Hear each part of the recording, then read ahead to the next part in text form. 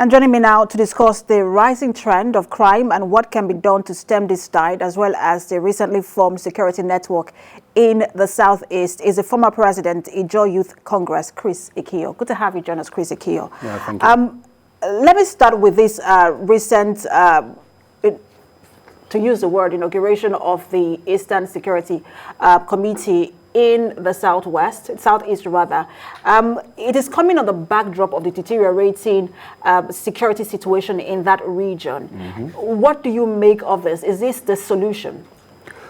Well, if you take a cursory look at what's been happening in the country, people are only just reacting and responding to the present situation, security situation in the country. So you have the people in the north with their Hisbash, the southwest have come up with Amatekun, and the southeast is responding with their Ebube Ago, as it were. And I think the middle belt will have something they're also doing. It's a reflection that there's a complete breakdown in the security architecture of our country, and it calls for concern. This is an indication that if we continue in this pattern, we will have people finding ways and means to protect themselves. And the president and his team needs to look at it. The National Security Advisor also needs to look at it. People are now beginning to think that they have to find ways and means to defend themselves against aggressors and their territories, and they're creating those territories for themselves as a matter of fact because they no longer have hope or faith in the national security system. But doesn't that also create a bigger challenge? We understand that some of these regional security outfits are closer to the people, they're closer to the grassroots. That's the idea. But intelligence sharing is very vital to security in any part of the world. And if you have a situation where you have a lot of security networks, none of them working together and not sharing intelligence, doesn't that itself create a bigger problem? Yeah, that's what I'm saying, that what you have is not really security for the nation. It's defense line for ethnic groups or regional groups because they no longer trust the national security architecture. Ordinarily, what should have happened would be that, okay, you have all these groups in synergy working to support a national security network. We don't have that. Everybody is to themselves. If you go to the northeast, you have their own civilian JTF trying to protect them, even in the presence of a national security. Perhaps the only region that is a bit calmer now is the Niger Delta because of what we did 10, 11 years ago. If we had not gone into the amnesty route, the kind of security network you'll be finding in Niger Delta perhaps will be scary. So, and the government needs to be careful because people are not building all this network because they think that they want to support the government. They're building networks because it is what they need to do to survive as a people within their region. And that is the truth.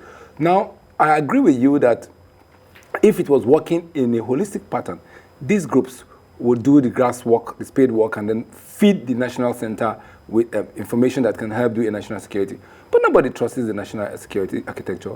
You can see clearly that in the presence of military, heavy military security, people come in and take away school children, people come in and burn communities, people come in and kill women and children. So nobody believes that what's happening now can help them. So what they are creating now are defense wall for sections and regions, which is an indication of it's an arrow pointing towards a failed system.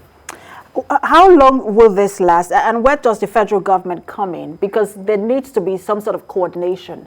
While we understand that states and regions have autonomy, but there has to be some level of coordination if we're going to stem the tide of insecurity. So where does the federal government come in? Yeah, I think a working federal government needs to now probably call a National Security Council meeting and need to then find a way to fit into the structures that have been created. They are needed. They are definitely needed because you don't have enough policemen, you don't have enough military men, you don't have enough civil defense to even protect the citizens.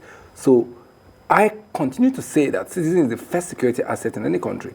It's the most important security asset because it's citizens that make up the police, the army, the other security agencies. So once citizens don't have confidence in their government or in their country, they perhaps will not even be confident when they are wearing those official, so to say, uniforms. A policeman, for instance, will not be willing to die for the country if he is not patriotic enough to know that the country cares for him. So what I think the government must do is to recalibrate and begin to win over citizens' confidence in the government of the day. That is eroding fastly, and so people are taking their destiny in their own hand. Talking about citizens' confidence, we've had security operatives in the country over time talk about how they are not getting the needed support sometimes from the civil populace, where, you know, sometimes people have information but don't want to give it to security operatives. Do you think that with this regional security networks we're seeing, that we're going to have more citizen or civil support? Yeah, because it's homegrown, it's working. Now, let's take River State. There was a time that full bus of commuters would be just taken away from the east-west road and disappear. It happened for months, and people could not ply that road. And the River State government came with what they call the OSPAC. Community boys trained, prepared, and supported by the police, and they cleared the whole place. Today, it's a safe haven, and people know that the people watch their back because the OSPAC is watching them. So if this is done rightly and correctly, the regions will be safer. But government needs to be part of the process and needs to begin to support the process in a manner that those people operating this security architecture also believe that they're safe. Nobody's going to share information to a system that cannot protect him or her. So if I give you intelligence information and then the next day I'm killed by the people who have informed, because there are most also in those agencies who are working for the criminals or the gangs. So until there's a filtering, infiltration. Exactly, there's a filtering of the security architecture, there's morale boosting and there's confidence building in the system. This is going to continue to happen. I'm just wondering that perhaps the South Niger Delta are the ones waiting. And it's not a good thing to see that every region now have their own. But I just want to quickly ask you, because again, we understand that probably we're going to see one coming from the South, maybe very soon. But just a matter of time. Let's look at the fact that people, so there's also this genuine concern that we've seen how security operatives can be used sometimes in time of elections, sometimes even just on the streets to oppress people. And people are worried that would this become a tool in the hands of these governors, whether in the Southeast or in the Southwest or in the South-South? How do we ensure, how do the governors ensure that they are held accountable and these security operatives who are now regional security operatives do not become some sort of a tool of oppression for people? Well, that's what it is already, even with the federal system. So the police belong to the president, the army belongs to the president. So he orders them where he wants and tells them who to arrest, including governors. They can withdraw the governor's security at will without a warning, even though the Constitution provides that they should be protected. This has happened over and over. So if a CP is in a state and is working with the governor, he listens to the governor, and the governor gives the orders. Where he's not working with the state, he will be listening to Abuja. So it's already there. It's not going to change anything. If you have regional security, they're perhaps going to listen to those who are funding them. The point is that unless and otherwise, citizens is put forward as the most important asset in the security, and then we have a police force where the IG can look at the president and say, sorry, that's your order is not constitutional.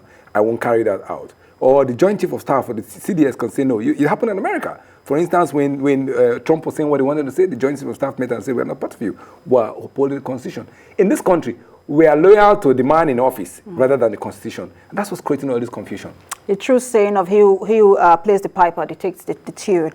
Former President, Ekiyor Youth Congress, Ekiyor, thanks for talking to us. Thank you very much.